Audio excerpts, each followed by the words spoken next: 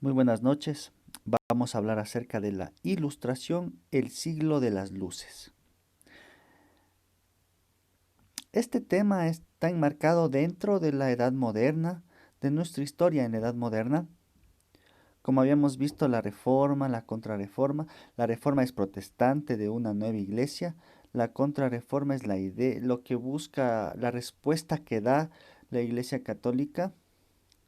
Pero yéndonos a otro lado, en otro punto, también se habla de la ilustración, como el siglo de las luces. ¿Qué quiere decir las luces cuando algo te ilumina?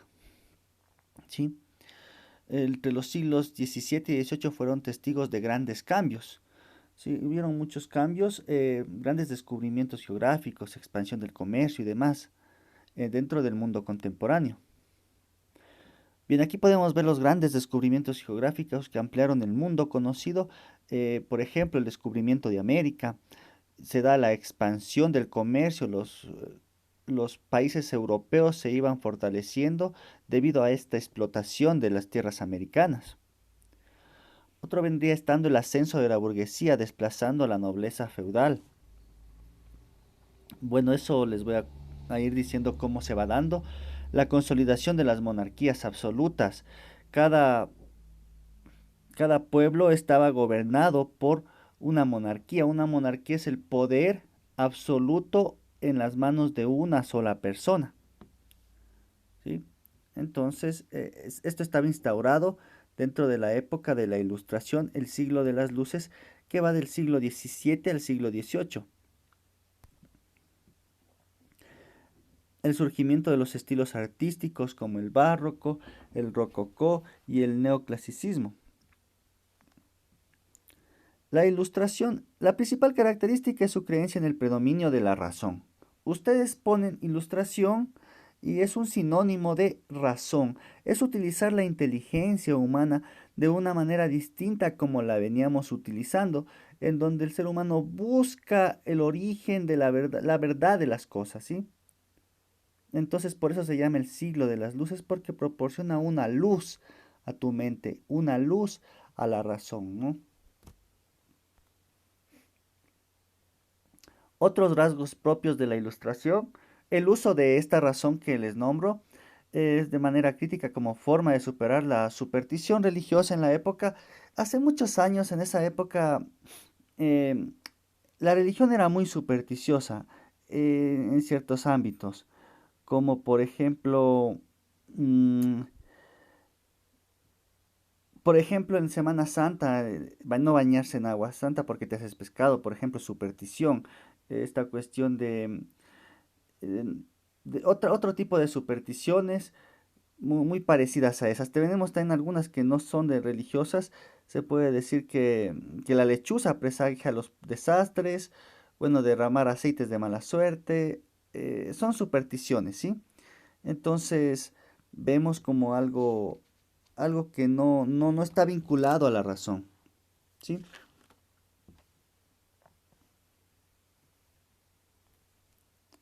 La búsqueda de un nuevo conocimiento que dependería solamente de las luces de la razón, renegando de lo escrito en los textos sagrados. Antiguamente el único libro que existía, el único que se podía valer la persona para conocer alguna duda, para aclarar alguna duda, era la Biblia, ¿sí?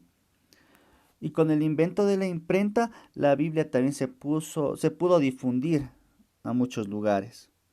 Pero también por el mismo invento de la imprenta, se van generando otros libros, distintos libros. Y también evoca la importancia central del ser humano al cual se le debe proporcionar mayor libertad. Ilustraciones con el ser humano aprendí a pensar de otra manera de la que estaba eh, adoctrinado, digámoslo así, en esa época. Entre los más destacados representantes de esta corriente tenemos a Voltaire, Montesquieu, Immanuel Kant, Jean-Jacques Rousseau, Benjamin Franklin, Thomas Jefferson, Isaac Newton, Adam Smith, entre muchos otros. Aquí Voltaire es un francés que declaró o proporcionó o idealizó la Revolución Francesa. Kant es un filósofo alemán que nos dice que debemos actuar con libertad, así no sea así no sea comprobada la existencia de dicha libertad. Entonces es una frase muy antropocéntrica que vuelve al ser humano. Otra de sus frases dice: la paciencia es la fortaleza del débil y la impaciencia la debilidad del fuerte, ¿no? Frases muy, muy exquisitas, muy, muy interesantes.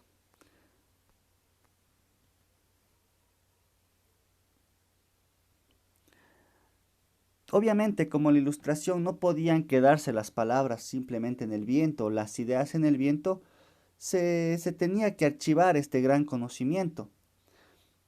Por eso se obligó a que se haga, la época obliga a que se haga un compendio de este conocimiento que tenía el hombre, que fue escrito por Denis Diderot y Jean d'Alembert, ¿sí? Publicado por primera vez en 1751, alcanzó hacia 1772 un total de 28 volúmenes. Em, Les tardó mucho tiempo en terminar esta enciclopedia. Encontrabas temas de ciencia, eh, temas de filosofía, temas de historia, de todo, pero fue prohibido. Llegó a ser censurado tanto por el gobierno francés como por la iglesia. Estamos hablando de otras épocas, ¿sí?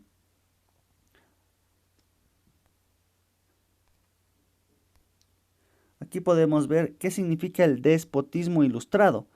Fue un intento de trasladar los principios de la ilustración que estaban famosos en la época al campo de la política, buscando mejorar la calidad de vida de los súbditos a través del impulso de la industria, el comercio y la agricultura.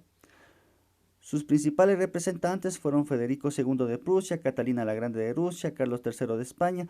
Esto nos quiere decir que los monarcas querían que esta ilustración sea utilizado para ellos. O sea, es como les digo, es una moda.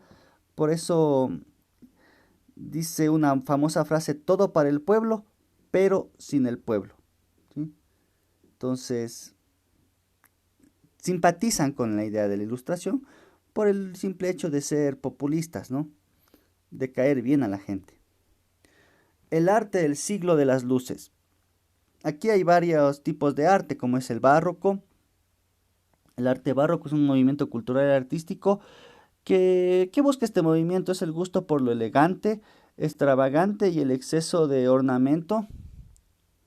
Sí, el arte barroco está aquí.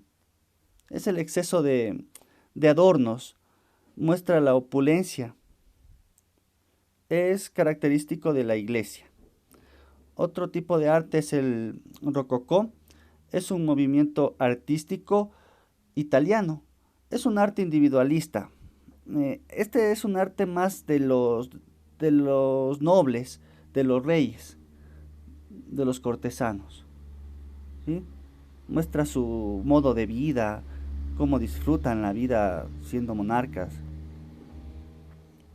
El neoclasicismo es un movimiento cultural artístico francés del siglo XVIII, mediados del siglo XIX, en donde muestra más o menos la rebeldía de los antiguos, enfocado en los pobres, en la sociedad, en las mayorías, y en contraparte del rococó.